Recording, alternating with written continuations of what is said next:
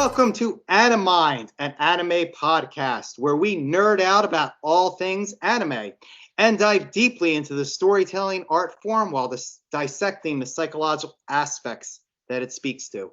I am your co-host, Matthew Basil. I am your co-host, Danny Ari. And I am your third co-host, Graham. Tonight on our second episode, we are talking about the 2019 film Promare, which was released by the studio Trigger, if I have that correct. Yes. This is why I got into this podcast, was for anime like this. Well, I guess we should start with, how'd you like it? I love it, but I already knew that I would love it. You coming in from never really being in the anime world, I'm curious to know what you thought of it. I loved it as well. I thought it was an excellent example of why I want to get into anime, what I saw the potential, from what I had been exposed to with anime. I thought it was a heartfelt story, but it blended action and comedy into that heartfelt story so well, so seamlessly, that I was just, I was amazed. It reminded me a lot. I know, Graham, you and I talked about it when we announced this series on the Victims and Villains podcast. It reminded me of Akira, only not quite as violent. So if you're, not into the ultra violence that Akira had, this movie just had that adrenaline rush. It had great dynamics between the characters, and it really had some great moments that really spoke to me. And so I just was like, this is exactly what I was hoping anime would deliver, because this is exactly what I've been looking for and have been finding so difficult to find lately in the West. I agree. I've seen quite a few things from Studio Trigger. Their animation's just really, really well done. And it just flows really well. It flows not only with each scene, like from scene to scene, but I really appreciate the way the music's blended in with it to make it just seems like it seems like art to me. It's just moving art. It's beautiful. And if that's not anime, I don't know what is. But I've seen quite a few things from Trigger. Kill la Kill is fantastic. One of the first anime long over the span of a season type of thing, not less of a movie. Kill la Kill is really good. Darling in the Franxx, the animation's great. Then there was, oh gosh, they recently did one of the Star Wars Visions episodes that I had seen in the preview. I was like, if that's not Studio Trigger, I'll give you $100. I told my roommate, because they're just so recognizable with their use of colors and everything. And Triggers hasn't even been around that long, but only 10 years. Yeah, so that's wild to me that they did such a great job, and they have so much stuff under their belt so far. So yeah, I'm gonna let Graham kind of explain a little bit more. Yeah, just going off of that, Studio Trigger is an animation studio that got founded in 2011 by two guys that were former members of another animation studio, Gainax, and Gainax is the studio responsible for anime like Evangelion and Fooly Cooly. So those are some classics right there. So they're pretty important. But the two members that founded Studio Trigger are, one of them is the director of Promare, and his name is Hiroyuki Imaishi. The other guy, who I don't know as well, is Masahiko Otsuka. But yeah, they were former members of Gainax, and they worked on series like Gurren Lagann. Hiroyuki Imaishi also worked on Panty and Stocking. And when they founded Studio Trigger, they already had that under their belts. So that's a pretty good resume right there. And since then, Kill la Kill was the big first show that Trigger had, because that came out in 2013. So it was their first project. And some other things that Hiroyuki Imaishi has worked on is obviously Promare. Danny mentioned that episode of Star Wars Visions. He's worked on Space Patrol Luluco, Kill la Kill, Gurren Lagann. And he was also an animation director in Fooly Cooly in one episode. And he was a key animator in Neon Genesis Evangelion. Yeah, those are just a few highlights of theirs. I'm still just really impressed that they're so new. Like, I mean, them themselves, like, they come from something bigger and something more well known, but just to be out from that, like starting their own name for themselves, I guess, is, I feel like it's incredible how quickly they were able to do that. And how they have such a strong brand. Like you said when you saw like the teaser, the trailer for Star Wars Visions, you're like, if that's not Trigger, I'll give you $100. Yeah. It's like just being able to look at it, you're like, oh yeah, it's very, very recognizable once you kind of see their animation and the designs and their use of color, like you said. They have a very distinctive feel to their work. Well, you guys both mentioned it. I mean, so maybe we should just dive right into that. Let's talk about the use of color in Promare, because it's obviously played a big part in it. I'm not exactly sure. I saw certain color symbolisms, but that might have just spoken directly to me. I don't know if there's a certain cultural color symbolism that maybe I might be missing, being the newcomer to anime here. I mean, even looking at it from just a completely objective point of view, not knowing anything about anime, I'm going to give an example. It's not so much the color, but it's the use of color. If you think of kind of like the climax in the film where like Leo's kind of like losing his crap, you know, what's the word? Like watercolory, because like the colors like blend together and they like come out from the, yeah, me using my arms is not helpful in a in an audio medium. podcast. Yeah, it's kind of lost. But anyway, the color is just coming out from the main character, just kind of coming out towards the edges of the screen. Is just, it draws your eyes to the center, and it like, you're focusing on the main impact, and it goes from having this calm scene right before it where you're seeing this, you know, the city from above and you see everything and it's kind of muted. You have like dark colors with like little highlights, and then the second Leo goes into rage mode, everything just bursts with color.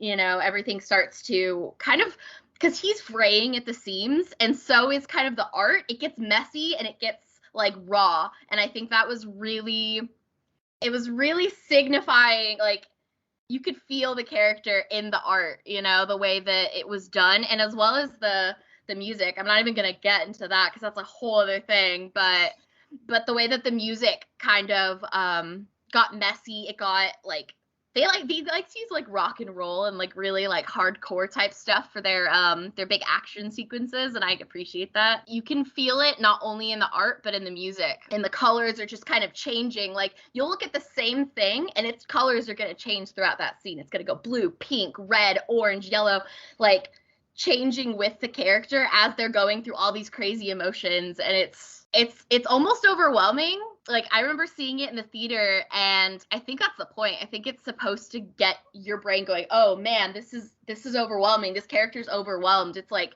you're feeling the character through the art, and I found that really cool. Graham, did you have anything about color? Yeah, I was just gonna say, like, when you said burst, I think that's like a perfect verb for like visually, like Studio Trigger's animation is. Like, it feels like it's explosive and dynamic. Yeah. And they use that in conjunction with the music, I think, to create this really raw kind of feeling. It's very intense. They do that in a lot of their series. Like, I'm thinking of Gurren Lagann and Kill la Kill when I say that. Yep. The song with the vocals always kicks in the most intense parts. Oh yeah. And I was sitting there at the end when they're fighting against the antagonist. I was just like, yeah.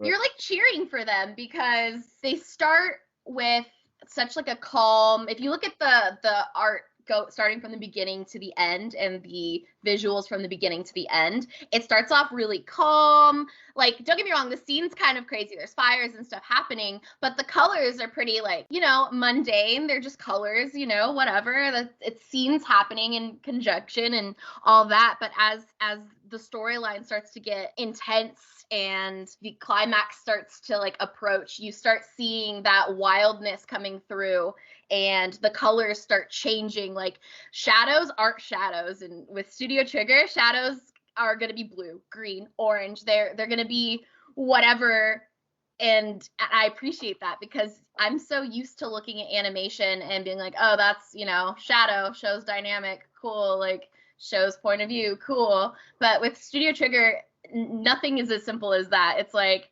here's this character, and like Leo, for example, he is like I think he's the defining character that like brings about change. And the fact that his main colors are blue and like pink, like the color of water and the color of the promare, the fire, I feel like that's super, like, it's so powerful because fire, if this was just regular fire, it would be red. It's not. It's more than that, and it stands for more than that. And the fact that Leo is like wielding these two colors simultaneously, you see Leo in the beginning and it's all pink, and it's a lot of pink. You see little bits of blue, but you see a lot of pink. And then towards the end, when he's bringing about this big old change, you're seeing blue, flashes more blue, more pink. And then it's like going back and forth, like a battle among the colors. Like looking at nothing but color, you can see, if you didn't speak any language and you didn't know what was going on, like just from the colors alone, you could kind of tell the battle between sides, and I don't know, the powerful impact that this character has because he embraces both pieces of it, I guess. Well, it's funny you say it because I saw the flame as a violet color, which spoke to me because I'm at least familiar with it, that the violet flame is a concept in certain spiritual disciplines for like spiritual transformation and purification. So I saw that as very representative for Leo's character, like you said, as the catalyst for this kind of burn off, this change that needed to take place, and this kind of rising above the hate and the fear and the anger and stuff that was going on and throughout most of the film. Because I mean, basically, to give an elevator pitch for those of you who are not familiar with this film at all, I mean, it's basically about a group of people who can manipulate fire, called burnishes, and Leo is their leader. And like I said, that spoke to me. And in fact, the flame, to me at least, again, looked like it turned to green at the end. That also, to me, I'm very into chakras, and the heart chakra is green, it's supposed to be a green thing. I don't know if anyone's familiar with chakras out there. But so for that, it spoke to me again to the heart, like that's what that was symbolizing, heart and compassion. So for those, that jumped out at me. And I also will say the beginning, I saw the muted part that you're talking about, but I just was astonished by those first minute. Like as soon as I saw that first minute, I was like, all right, we're going to love this movie, because just not only was it just action. I love this. I've seen it in most anime I've seen. They don't do what a lot of the West does, where they're going to spend 20 minutes just like with nothing happening. They just are going to drop you right into the action. You're going to have to play catch up. They're going to introduce you to the characters as we're going in the midst of battle scenes. They literally do that. They're flashing the characters' names to you as they're like running into battle. And, but I was really impressed too with the layering that they did and the special effects to make it kind of that grainy look, that computer look. I don't know that much about animation as far as the technical process, but I know enough to know that took a lot of time and effort to make and to render.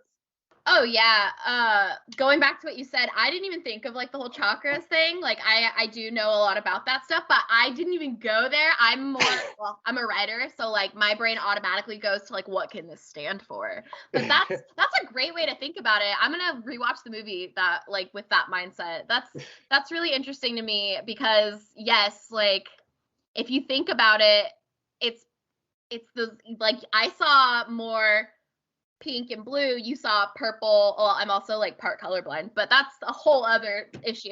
But you saw the purple and the green, and the fact that change is happening throughout the film, like whether or not like Leo's really noticing it, the way his character is growing throughout, from beginning to end, not only Leo's character, but Gallo, like understand, like I think like even though I guess Gallo's the main character, I think because so much of this story depends on Leo, that you can argue that he's the main character here. Like he's the more like in the context of the story, it's like he's more fundamental, but we're not seeing it necessarily from we're seeing it more from Gallo's point of view, but it's not like completely from his point of view. But I think that's what makes the story so good, because I don't think Leo could have been, he wouldn't have been this catalyst or this change if it weren't for Gallo. Leo needed Gallo to spark this change, only because Gallo, you know, being who he is, being free thinking, being like, you know, I'm going to base somebody off of what they do, not because of what they, you know, are, you know, like the whole idea of I'm going to judge a whole people based on the actions of one kind of thing. It's kind of intense because if it weren't for Gallo seeing through all of that, he wouldn't have been able to see Leo for who he was, you know, and wouldn't have been able to help spark that change. And I think that's the point, is that they needed each other to make the change. Like, you need somebody from both sides kind of coming together, meeting in the middle, and then understanding each other, not just like saying, oh, like, I'll talk to you, or, you know, we'll have a conversation, or we'll fight about it, whatever. Like, the fact that you're understanding the other person makes it, I guess it makes the storyline really powerful for me, because while there's two different protagonists and you could argue that one's the main character, the other one's the main character, they need each other, like however you look at it. You can't just take one of them out of the equation. Leo sparks Gallo, like the flaming Gallo, and then Gallo keeps Leo from burning out. Yeah. He keeps his fire in check, I guess. It's a beautiful, way you want to call it, a bromance or just a straight up romance between the two of them. It's a straight up romance. It really is. I don't want to be that person, but can we just talk about how the music, hold up, the main song is like brought me to you, basically. Like, this is all for you. That's the opening and closing, like, music. And then at one point when he's having to give CPR, and then like it just lingers on that shot, and I was like, oh, they like showed it and everything, and I was like, oh, I was kind of surprised by that. And then they just held on it for like 10 seconds, and I'm like, yo, I saw that movie in theaters, like on opening night. The entire theater erupted. Like, but like, it wasn't just the girls. That's what, like, you know, cracked me up, is that it was, everybody was cheering because they were like, yeah, this is, because like, even my friend, he's like straight white dude, and he was like, they're a thing, right? I'm not misreading this. And I'm like, oh yeah, like they're absolutely, from the beginning, like you see Leo in his like suit of armor, and he's like, you know, with his arm propping his head up, and he's like, impress me, you know, and he doesn't come down until he sees Gallo like giving his boys a rompin', you know, and like he's impressed, like he's like, okay, you're not some rando, I'm here for this. And then like it just makes it so much better because they don't want to like each other, you know. Gallo's like, oh, Burnish like are bad, like you guys are bad because like it's my job to put out your fires.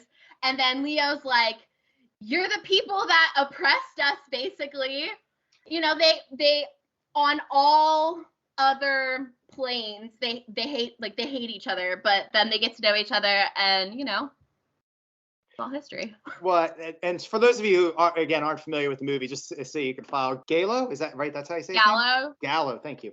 Gallo is a firefighter, you know, and then like we said, Leo is this leader of this group that, you know, controls fire. So they are, you know, adversaries, basically, and that's what makes it such a beautiful romance story. And they even say it Romeo Juliet style. Oh yeah, just a beautiful Romeo Juliet. I mean, like I said, this is basically a rom-com with just giant robots and superpowers and just all kinds of action all over the place. And it's just so, again, wonderfully done.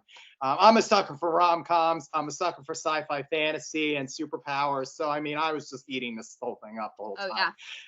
Yeah. As I was saying with the themes, like Gallo has been taught to pretty much hate these people because everybody does, first off, and they're misunderstood, but it's like you're excluding these people because you're like, oh, they start fires. Just because some people start fires on purpose or lose their cool, you know, it causes everyone to have this negative connotation with the people, especially in this day and age. It speaks loudly. about exclusion of, whether it's race or, a type of people or, gender identity or sexuality or anything like that. It's just because people have had a bad experience with one person, they can sometimes let it define how they view those people in the future.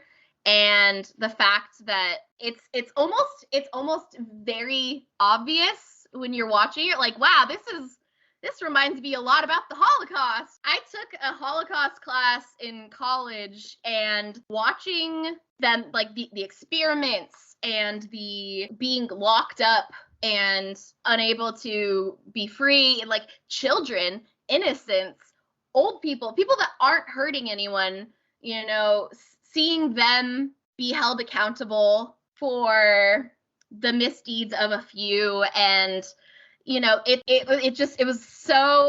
was intense, and it makes you feel, like this racism. You're like, wow, like, oh, I was just gonna say, hiding their identities to become accepted and to not be feared, because where does hate stem from? Is fear.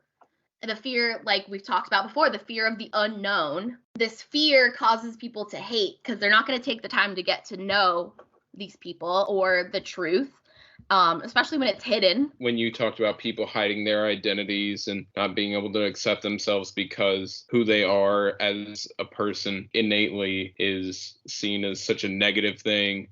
And then there's a character who has a lot of self-hate that isn't revealed until later on, when they are revealed to be a Burnish. Until that, the character kind of talks about some of their backstory, and then not sure if it's because they're overcompensating or it's just they hate how they can't control their power, or just the fact that they're different and feared because of this destructive power they have. But you do see it self-hate because that character says, like, oh, everyone else can't, like, control it, and I've had to fight to control it and just keep it hidden away. Like, in the beginning, you're kind of asking, like, yourself, like, well, if they're not doing anything wrong, why would they want to hide, because you don't really understand at that point.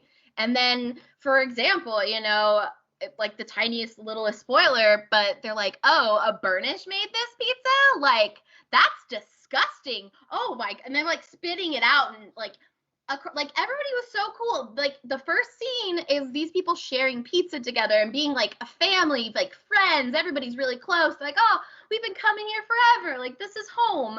And then they're like, wait, a Burnish made this? Oh no, we don't like that. That's against what we believe in. And like, they just all leave the place, and tables are getting flipped, and people are just chaotic. Like, it's really sad, because I've seen it. If you want to relate it to like real life situations, being in the LGBT community, the LGBT community is there's a lot of people that feel that they can't come out safely.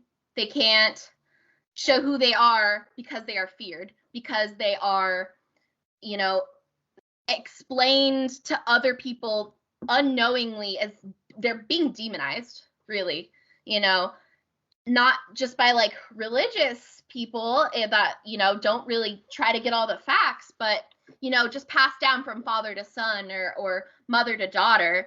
I personally was raised on those types of beliefs, and being somebody who's in the LGBTQ like community, like, you grow up and you're like, oh, I'm bad, I'm doing bad, like, and you can't be yourself. You're hiding it because of these people that are supposed to love you. They're like, well, if you're gay, you're bad, you're going to hell, like, that whole ideal. And it's like, especially for kids, like, that's kind of powerful on their psyche. Like, you can't be yourself because it's bad. And it's not until years and years later, when you find a safe space with like safe people, that you feel comfortable coming out to these specific people. My parents still don't know anything about me because they're just so hateful. And I keep my communications with them to a minimum, because I choose to let in positivity. I don't want that negative. Like, I already know how they are. I'm not going to try to change their minds, but, it's sad that people go through this. And it's the same way with the Burnish. Like, these are children, these are, you know, kids, and they are being demonized. Like, they don't even understand the extent of their powers. Like, they're just kids, and they're being locked up like animals, like villains, like completely demonized, and then their lives are just seen as expendable, as useless, as, you know, cannon fodder. So it was really powerful in more ways than one, I believe. Thanks for sharing that. Yeah, I mean, it's a shame. I'm standard white male heterosexual, so I don't have, you know, that community like experience that you have. But I do know the fact that, like, I have worked very hard over the last, you know, 10 years, I would say, of trying to find my own identity, which was very unique, and did not fit into the people that I was around a lot, I felt like, at least. And, you know, so the general message I took, which I think, you know, is what you were saying too, is basically to let your fire burn.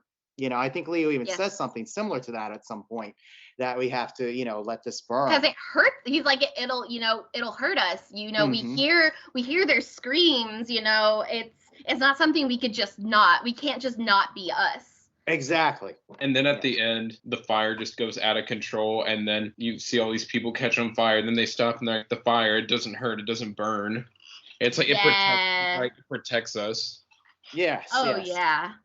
Very symbolic. That's what I took. I mean, that's symbolic of acceptance, of kind of letting everybody's individual flame shine a light there. And I think that's, you know, so important for people to recognize that you can, like I said, even if you are, you know, don't fit into, you know, some of these subgroups, but that you all have an individual light. We're all more unique than we really are alike. We're alike in what's very important. We all, you know, want love. We all want to feel pleasure and acceptance and stuff like that, and joy. But you know, that stuff we all have in common. But like, there's so much little nuance that each of us have that just makes us all so unique. And it's when you let that uniqueness out that the fire burns. I just thought of this just now, and I'm not sure if I'm reading too much into it or not, but at the end, when everyone's just engulfed in the flames and they're like, oh, it doesn't hurt us, it's protecting us, it's played off as kind of comedy in the background, but one of the characters who's like the right-hand man of the main antagonist, like everyone else is fine, and then you see him on fire and he's like jumping around and in pain. Is that supposed to be like he still hasn't come to terms with, oh, they're people too, and he's still like demonized them in his mind, and that's why he can't accept it? Or I don't know. That could be viewed that way. I thought it was honestly just comical, like, relief. But if you look at it that way, like, that's a whole other. Yeah, I'll take it that way. If you or someone you know is listening to this podcast right now and you're struggling with suicide, addiction, self-harm, or depression, we encourage you guys to please reach out. This is the heartbeat of why we do what we do. Suicide is currently the 10th leading cause of death in the United States, and as of this recording, there are 132 suicides that take place each and every day on American soil. And when you scale back internationally, there are 800,000 successful suicides. That is one death roughly every 40 seconds. So if you or someone you know is struggling, you guys can go to victimsandvillains.net/hope. That resource is going to be right in the description wherever you guys are currently listening or streaming this. There you'll find resources that include the National Suicide Lifeline, which is 1-800-273-8255. You can also text HELP to 741-741. We also have a plethora of other resources, including churches, getting connected with counselors, LGBT resources like the Trevor Project, and also veteran hotline as well. Please, if you hear nothing else in the show, understand that you listening to this right now, have value and worth. We get it. Suicide, depression, mental health, these are hard topics, and the stigma around them doesn't make it any easier. But please consider the resources right in the descriptions below wherever you guys are listening, because once again, you have value and you have worth. So please stay with us. So there's a lot of, I think, deep stuff in a story that's really just about a bunch of pyromaniacs when you boil it down, and giant machines. But that's what I love about anime. They have all that going on. But I even love the one scene, and I guess it's a thing in anime because I also saw it in some others, where they kind of go a little deeper into some things, and towards the end, which I won't get into, so we can try to avoid spoilers as much as possible. But they go into that, and they have one of the characters, Galo, kind of like zonks out, like, and I love how they do that in anime because like I said, I've seen it at least once or twice in other places where they kind of allow the audience to say, okay, hey, we're going to get really heavy with you for a few minutes. Bear with us. If you want to fall asleep because all you really want to see is a bunch of robots and people punching each other, right? Then just go to sleep with this character. They're not going to force you to look too far into it. If you want, definitely it's there. And then like they get like when the characters explain the nitty gritty, and then he gets to the end where it's like, in closing, or like, here's the important part, and then like Gallo wakes up at that part. He's like, can you explain that for everybody who wasn't here for it, maybe? I love that because I love the deeper stuff. I always look to deeper stuff no matter what I get. And I like I said, so much, again, not to bash the West. The West produces a lot of great stories, but I mean, I've seen some things in the West, especially recently, where I'm like, there's deeper stuff there, but like you kind of were skimming and you were afraid to really expose that, even though I was picking up on it. Surface. Yeah, and you're like, well, and I kind of sit around and like look around, like when I'm watching this stuff, I'm like, you do realize like what they're saying there. They're saying up these two, this argument here, and they're like, no, it's just he's trying to explode the planet. I'm like, well, yeah, but I mean, it's symbolic. This. So yeah, I really appreciate that. I appreciated that here when in anime. I love when they do that because it's a comical, but it brings focus to the fact that hey, we're getting heavy here, we're getting deep. There's a lot of, I guess, this discussion that could be made about, I guess, mental health because it's what we do. It is why we're here. It is why we're here. But one of the things that was carried through the entire film on different characters was the abandoning of like ideals. So like things you believe in, you put them off to the wayside for a certain reason. When one of the main things, the Mad Burnish is like, we don't kill people. We want to avoid killing people. We just want to burn. We don't want to hurt people, and he gets mad at, the main antagonist, and he like I said, everything just kind of goes raw and everything kind of goes out of control. The art, the music, the colors, everything just kind of bursts, including his, I guess, tether to the ideals that he's had for so long, because he's like, I'm angry. I'm going to just knock this building down. I'm going to blow this thing up because, he's angry and he's causing destruction. He just loses it because he's so caught up in his anger and his madness that, it causes him to abandon anything he's ever believed in. Like his ideals, his what's the word? His ideology, values. His values, yeah, like everything he values and that he took pride on valuing, like just kind of goes out the window for a minute there. And I think, then there's Gallo who's like, we need to rein you back in, buddy, Yeah, it's like right after that where like Gallo stops him and then he's like, hey, I get it, you're mad. He screwed me over too. Like, I'm like, hey, don't think this is like he's like, I get you, man.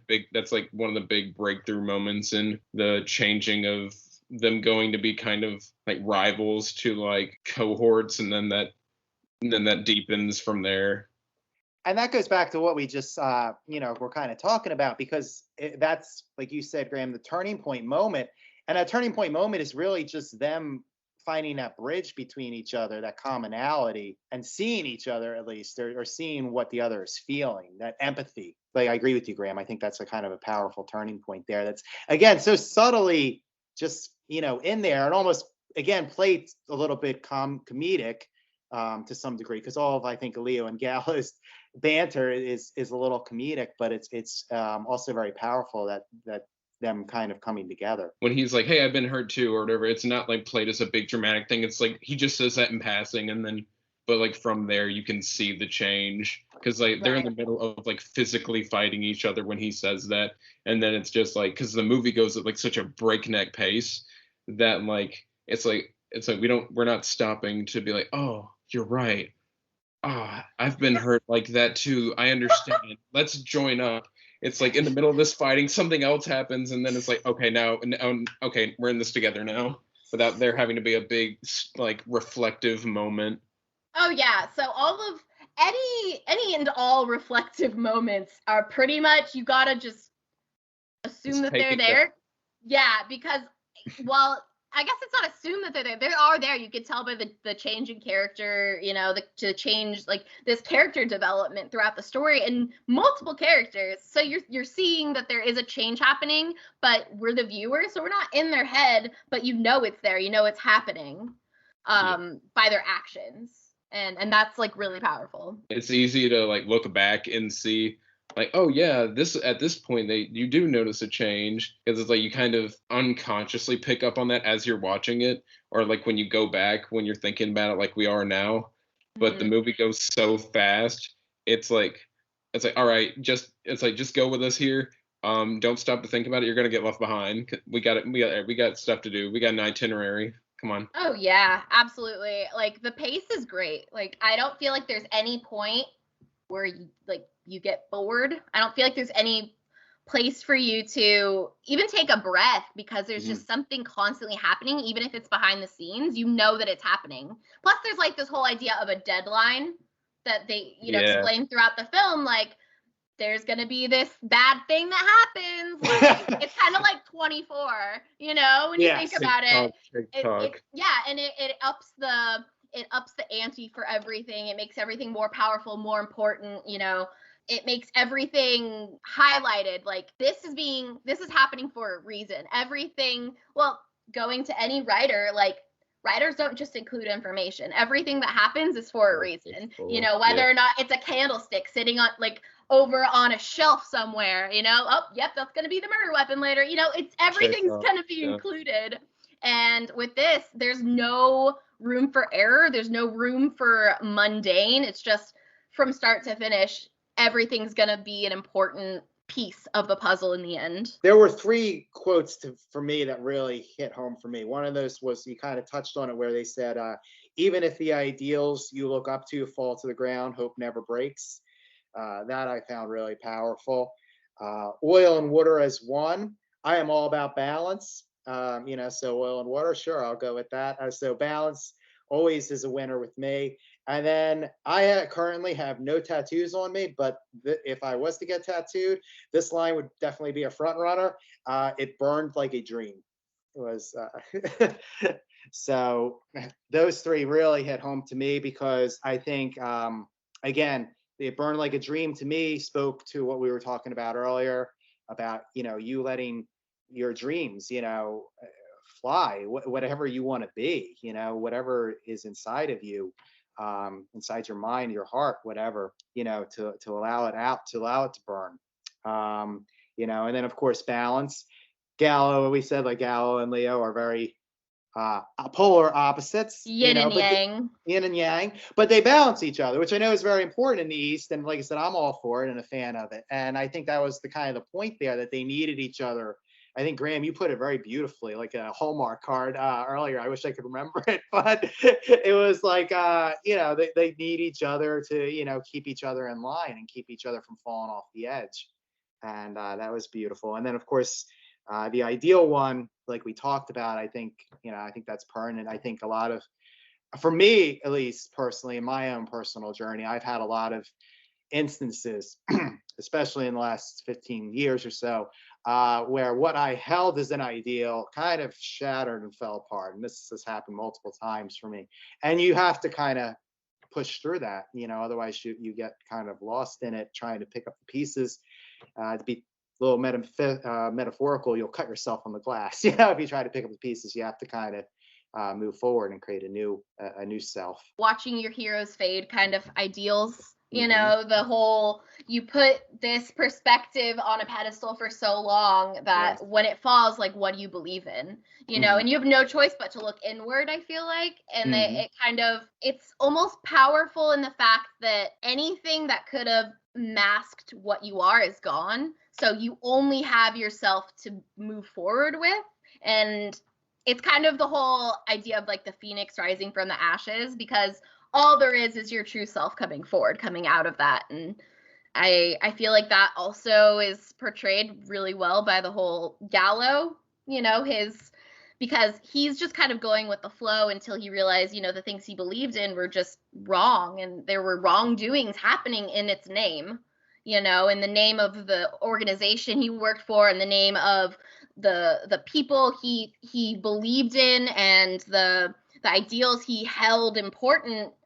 You know, when they happen to crumble beneath him, it's kind of, what do I believe? What is important to me? You know, and it's portrayed really well by his character and his empathy. Yeah, I mean, one of my favorite songs, or one of my favorite bands is Live, and one of their songs is has a line that says "Burnt to the core, but not broken," and you know, that's, I think, what was, to me, very symbolic in this movie, because of the fire and everything like that. You burn everything that's on the outside, you know, these little facades and organizations and whatever you want to believe in, but your core self always remains. It can't be broken, can't be burned away. Oh, absolutely. And in spite of all these things, like kind of changing how Gallo looks at the world, and even this person who he's kind of held on a pedestal being like, no, this is who I am. I'm not this person that you should look up to. And in fact, not only am I like ideologically opposed to what you thought, I do not like you. And then at the end, Gallo is still the same good person he is in spite of that, and having such like a earth-shattering moment. And then not only that, but he's like, I'm gonna save everyone, and I'm gonna still save you. And then the villain says, like, I think the villain actually says, what? Like, he's like, why? I know, that was one of the most powerful points. He's like, I'm gonna save the earth, I'm gonna save those people, and I'm even gonna save you. And I was just like, oh, my heart. I'm like, this precious boy. I know you listeners can't see the video, but Danny actually like swooned when the girl was like repeating that line. Oh my gosh. Oh, my heart. How would you guys like to help us get mental health resources into schools, conventions, and other events? Well, now you can. Simply go to patreon.com/victims and villains for as little as $1 a month. You guys can help us get mental health resources into current and upcoming generations, educate and break down stigma surrounding mental health, suicide, and depression. And you get exclusive content that you can't get anywhere else. And you guys can tell us which Nicolas Cage movie you want us to cover, and we'll do it. All it takes to get started is to go to patreon.com/victims and villains, or simply click the link in the episode description wherever you guys are currently listening or streaming this episode. Pick your tier and get started today. Yes, it's that simple. So quickly select the tier that you want and help us get hope into the hands of the depressed and the suicidal today.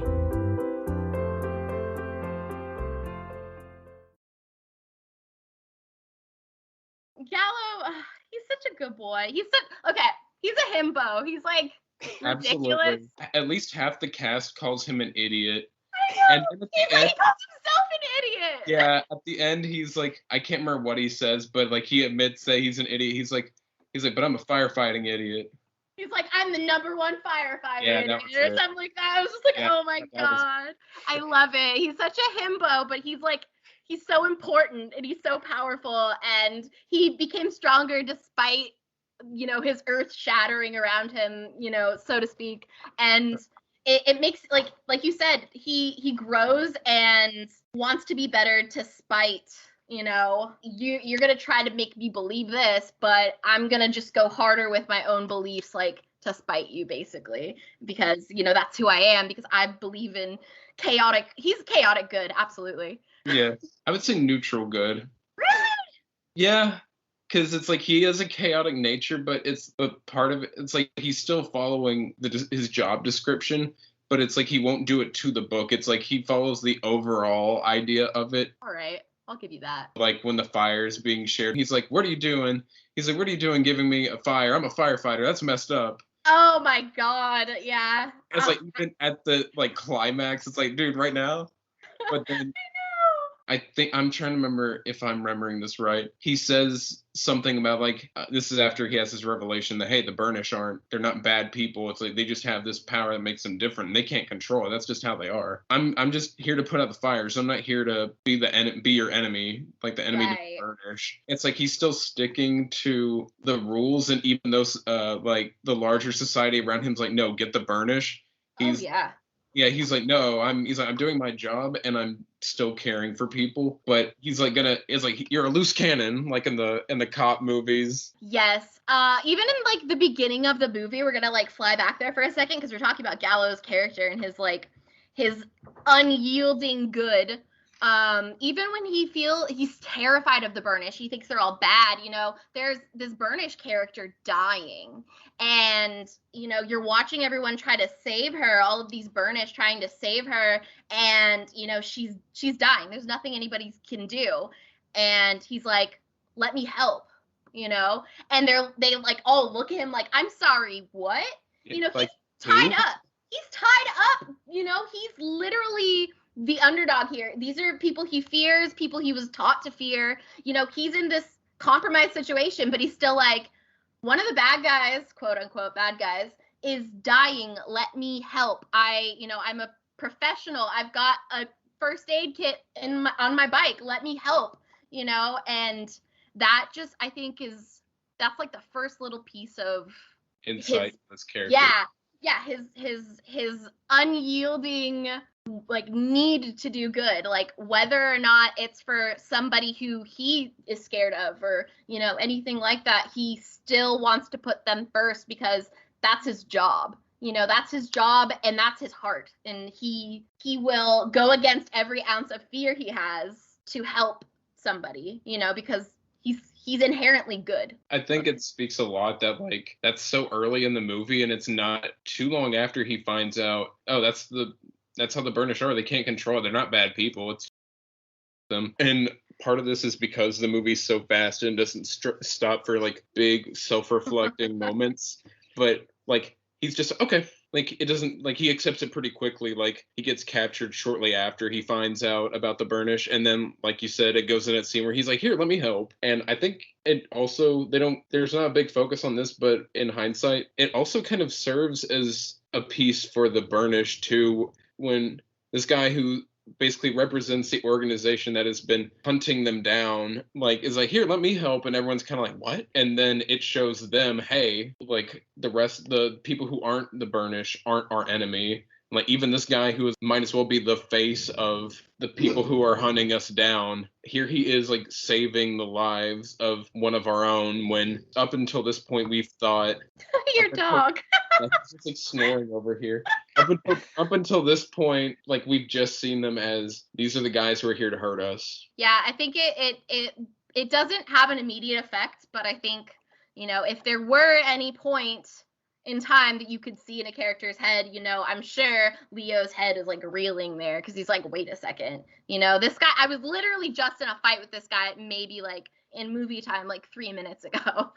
Yeah, and it speaks again to that same thing about the different, because it's again the human to human contact that they have, that they at that point, even though I think at that point it's still a little while before Leo and Gallo like fully join forces and like agree they're still kind of join forces, if you know what I mean. Yeah. But way to take it there, Danny. But like Graham said, it's pretty early in the movie, but it immediately I think shows them that it just because their ideologies are so different, one starts fires, one puts out fires, that's their life purpose, is that they can still have that human element to say, hey, there's somebody who needs help right here, and that's beyond the ideologies that we adhere to. And I think that's it's kind of just such a powerful scene as well. Yeah, it's also very human, and I think that's an important piece of the overarching theme, is that in the end we're all human. Being human isn't bad. being human means we're gonna be different. Being human means, you know, that we're all gonna have these nuances that make us who we are. I get really overwhelmed when I think about movies like this because they, you know, they make such an impact. I feel like even as an adult, I can only imagine kids watching this and having something like this that can speak to you. Like, we didn't really have this as much when we were kids. Like you were saying, how like we're all human. Like there's something that happens towards the end of the film where there's like a barrier that's torn down, and then everyone, that the playing field is evened, and then everyone can see each other for being another person. It's there's not a label that we have assigned to another person that just collectively puts them in this box where, oh, you're all like this, and then everyone's eyes are open to we're all on the same team here. Yeah, And I was avoiding that for like spoiler territory, but yeah, like they. It was vague enough. Yeah. Fair enough. Sorry, guys out there, but it was vague enough. I didn't pick up on exactly, you know, what it was. So I was trying to keep it vague. yeah, I think it was vague enough. But it's a beautiful film, and trust me, we're not really even, I don't think, even describing some of the surprises. I didn't even go into Dux Machina, which I was alone in my apartment and gave a round. I gave a round of applause. Yeah, that I had a whole other bit about that, but there's just too many spoilers in that of itself. And I'm not spoiling anything by saying it, but you'll see when it comes. I just started applauding. I was alone in my apartment. Yep. I still had to applaud that. But there's so much here that we're not even talking about. That's what makes it such a great film, is because you can talk about it and you can, you know, still go into a lot of the pieces, but there's just so much. Every time I watch it, I pick up something new. At the end of the day, it's not like your enjoyment will be ruined because the story's ruined. It's like how we were talking about, there's so many other elements come together to make this experience. The music, the animation, the color, and all these different things you can notice. Matt over there was saying, like, he was clapping at certain points, and I was like, yeah, and I was like, that guy sucks. And I was invested. Well, that's what a good anime or a good movie or good media, any sort of media, it makes you feel something, whether it's anger or it's fear or happiness or sadness or, you know, anxiety. Just the fact that you're able to get so immersed in this story, especially I feel like a movie, because it's so short, it's all condensed. You don't really have any idea who these people are. Like 2 hours ago, you didn't know who they were, but now you're invested. This means something. Each of these characters gives you a feeling, and I feel like that's hard to do. I feel like that's not easy, especially with as many characters that are in this and how different they all are.